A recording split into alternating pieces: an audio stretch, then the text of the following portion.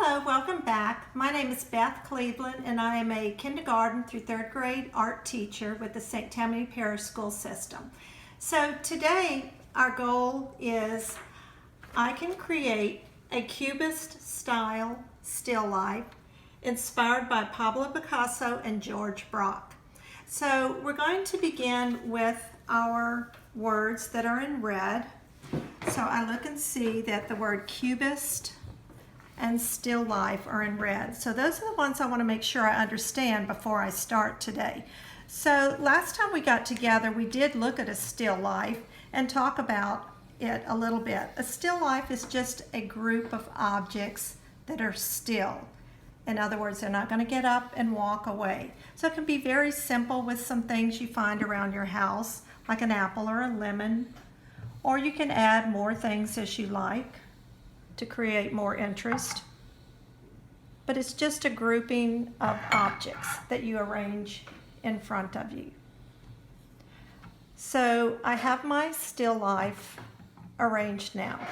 Now the last still life we looked at in the last video was this one called Still Life with Chair Caning, and it was painted by Pablo Picasso in 1912. And looking at this, it's going to help us understand what we mean by the Cubist style, because this is a style of painting and art that was created by Pablo Picasso and George Braque. They had become very good friends. They were really bored with the type of artwork that had been done for the last 500 years. And if you remember from a previous video, we looked at this painting called School of Athens by Raphael, and we saw how he was using Brunelleschi's rules of perspective to make it look like the space went a long way in. But when we look at Picasso's still life, it's hard to tell what it even is, and it's very flat looking. And I'm going to explain how did we go from this to this. So Picasso and Braque, like I said, they were very bored with this type of artwork from one perspective. And one perspective is when, say, you hold up your camera and you take a selfie and then you look at it. You're seeing just whatever you showed in the camera, probably the front of your face. That's your perspective. And for 500 years, most of the artwork had been from one perspective.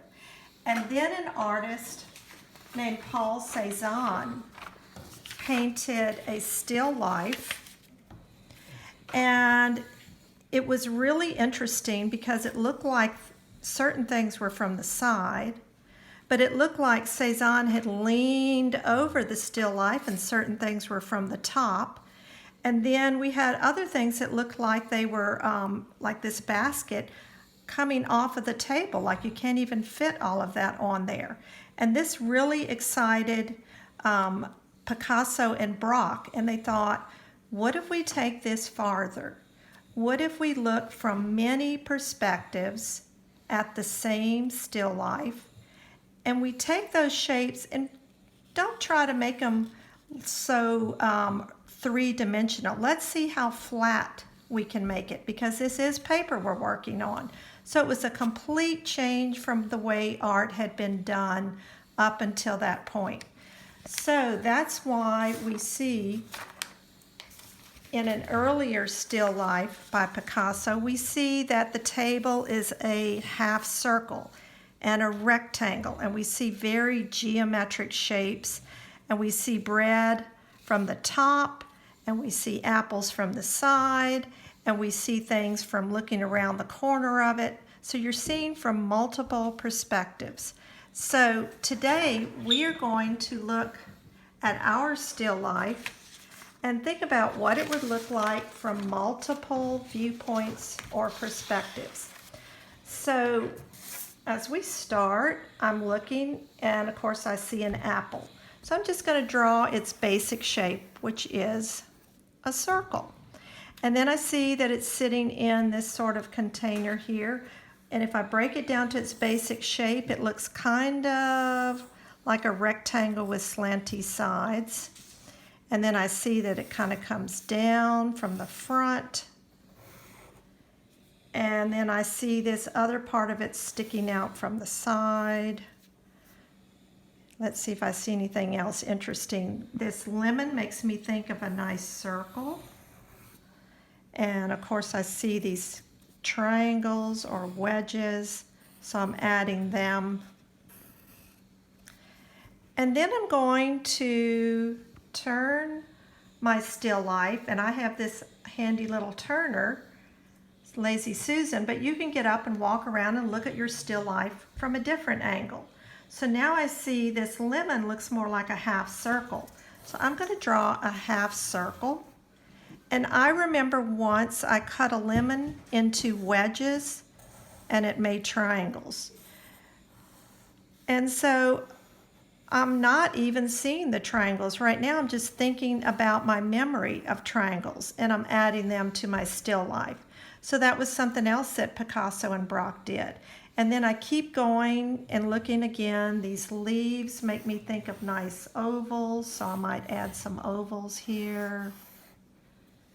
And then I see this interesting little water bottle.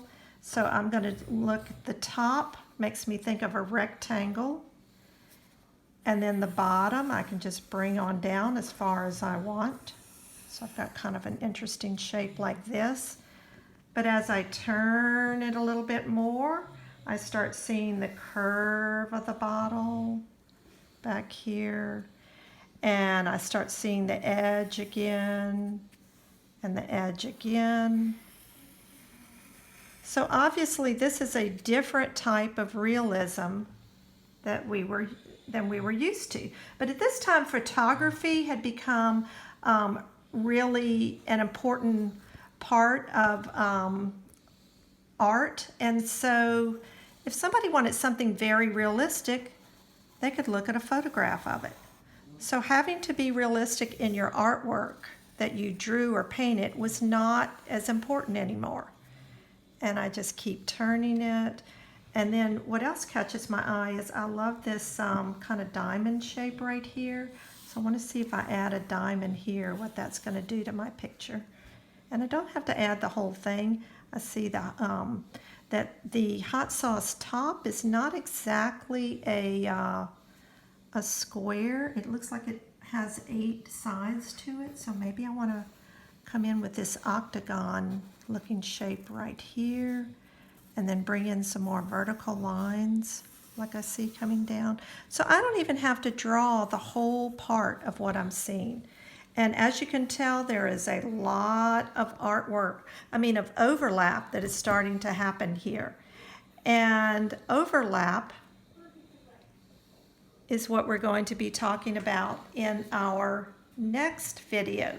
So since the pandemic is going on, I'm trying to keep most of our projects to just pencil and paper, but as always, you can come back and add color to this with marker or crayon or anything that you want. But this idea of taking an object, reducing it to its very simplified shape, adding just the straight lines, the other geometric lines and shapes, that became known as the Cubist style. So when you draw like this, you're drawing in the Cubist style. So again, I want to conclude with looking at my goal for today. I can create a Cubist style, which is what I did create. Still life. Yes, there are my objects, and here's my view of what they look like, inspired by the artwork of Pablo Picasso and George Braque. So next time, be ready to learn about overlap, and I'll see you soon.